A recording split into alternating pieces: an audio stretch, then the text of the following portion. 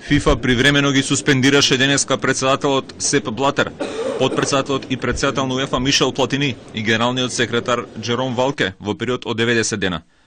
Одлуките ги донесе Комитетот за етика на ФИФА, кој ги истражува тројцата највисоки функционери заради сомневања за коруптивно работење. Во период од 6 години забрането е работењето и на поранешниот подпредседател на ФИФА Чунг Монг Јун, кој покрај Платини беше меѓу главните фаворити за добивање на можноста да раководи со светското фудбалско тело.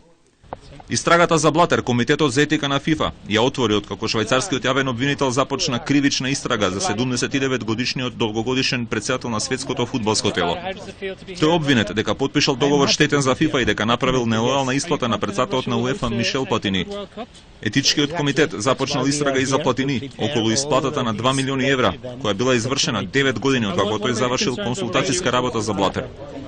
Пред денешната суспензија, генералниот секретар на ФИФА Валке веќе беше испратен на принуден одмор од својата функција во Светската фудбалска федерација, откако минатиот месец медиумите објавија дека тој бил дел од организирана група која профитирала од продажба на билетите за Светското фудбалско првенство.